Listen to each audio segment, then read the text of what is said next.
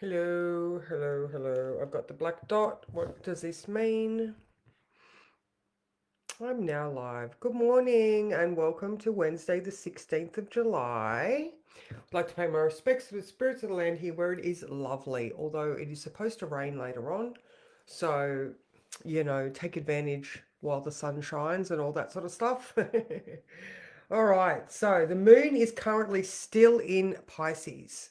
All right, let me just see if it's going to work today. All right. Oh, so it shows I've got viewers. That's promising. All right.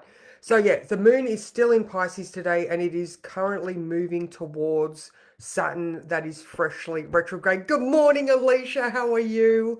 I love it when people pop up. So nice to see you. Are you working today? Because we're going to come in. So if you've got veggies, I might pop past. All right. So back to today because the moon's still in Pisces. So fish brain is still activated. All right. Now, okay, so let me just read. Oh, look, it looks like my net is naggy. Good morning, Sam. Good morning, Amy. How are you? All right, let me read the words. As we work to solidify our resolve, something almost mystical sweeps over us. It feels like the beginning of a quest, a call to shine the light in the deepest recesses of our soul. The sole purpose is to face those hidden wounds that need our attention before they fester and quietly poison us from within. Intense, yes. Overreacting, no. Good morning, Mikkel. How are you? So, now, all right, so the reason why the intensity is only going to start escalating is, as you know, I've been saying the sun has been square Chiron. There's these wounds that we're becoming aware of, all right? And now that the sun has started its opposition to Pluto, it's only just going to just be a spotlight into the darkness. Like there's nothing, Pluto's like, ooh, he's so scary. Well, no, he's not. He's very practical. He's very blatant. Like he doesn't fluff things at all. Like it is what it is. Shit happens. There's a little smear of shit still over there. You need to go clean it up. Remembering also Hygieia in Gemini. Like we are looking at the recesses of our minds and our souls. We're looking back to where the things happened so that we can clean that shit up. All right. And Scorpio, Pluto, poop. All right. So make sure you're drinking enough water. All right. So now that is exact on the 25th of July. So, like I was saying yesterday, between the 19th, 21st, 23rd, and 25th, like we've got these bang, bang, bang, bang. Good morning, Susan. Good morning, Louise. So, you've got the heads up, guys. You've totally got the heads up. When things start to get icky, or you're starting to feel those feelings, because it is, Pluto, Chiron, Uranus, Neptune, Saturn, like you're feeling all the things, especially with Saturn and Neptune now retrograde in Aries, also Chiron in Aries. It's that, like I was saying yesterday about the charge, retreat. So we're in this retreat phase. Mercury goes retrograde in 2 days, even more of a retreat.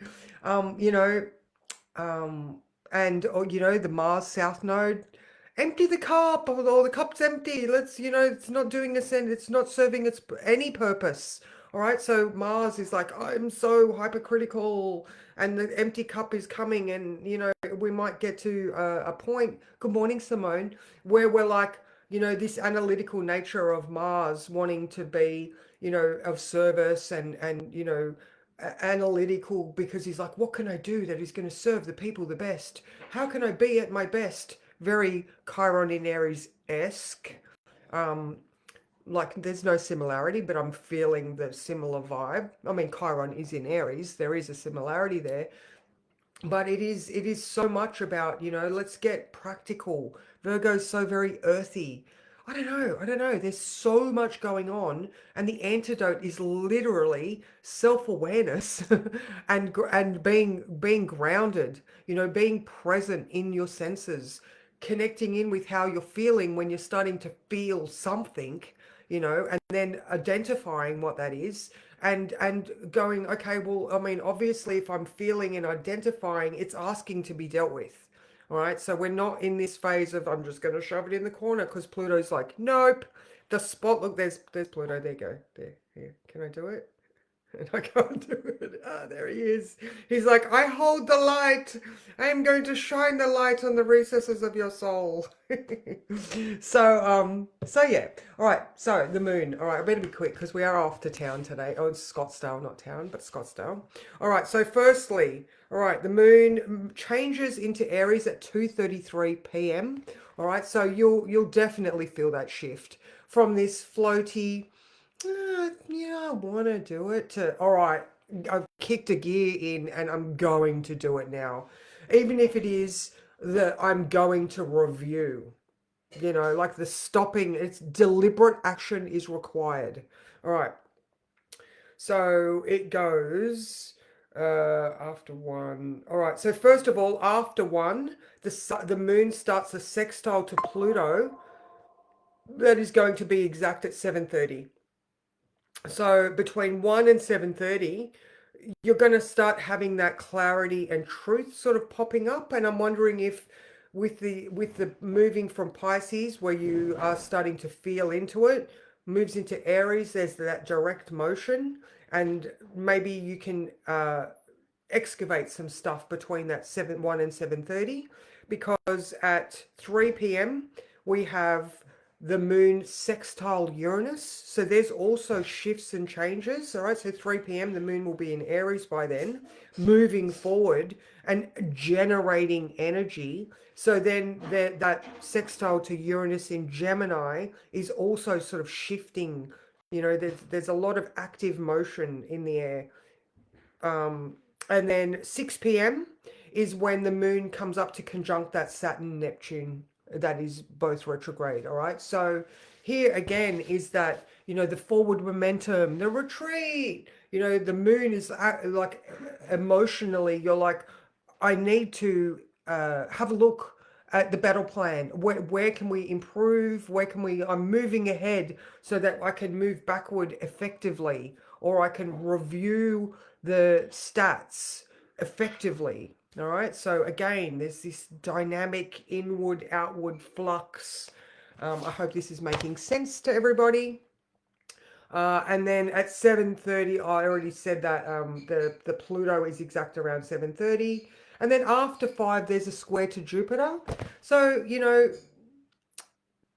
I just feel like that's also the connections being made. I sort of feel like a little bit of a broken record, but I don't, because it's very much a internally driven, mentally activated presence.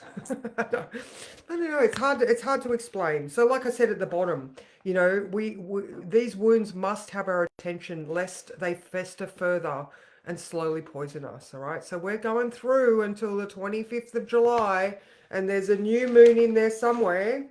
And when's the new moon? The new moon is on the 25th. All right. So there we go. So the sun comes into its opposition to Pluto on the same day as that new moon in Leo. So you can see how things, even though they might be dark and need work, it culminates in a new moon in Leo, which is just fabulous.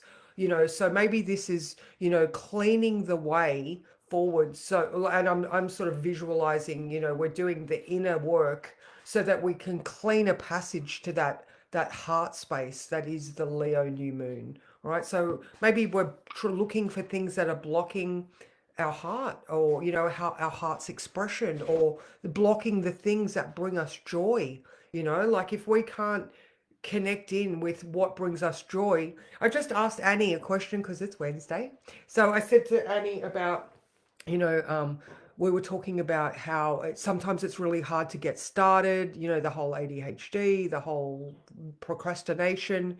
I'm like, well, what's a good reward to sort of trick yourself, or not trick yourself, but, to go, okay, I'll do that. Therefore, my reward is that. both of us couldn't think of what a good reward was, because you get the things that you want because you are able to. Or but anyway, maybe that's a good thing, like, connecting in with what would bring me the most joy. Would that be a good reward for you to sort of put together? Like, you're doing hard icky work, but there has to be something beneficial at the end for, even just that resistant part of you to continue to move forward. What did I say the other day about the hows and the whys? He who has a why can live to bear any how. All right. So I don't know. How does that sort of feel for you? I'll draw a card because I am, like I said, I've got to get going this morning. Yes. Okay. All right. What card is going to summarize this beautifully?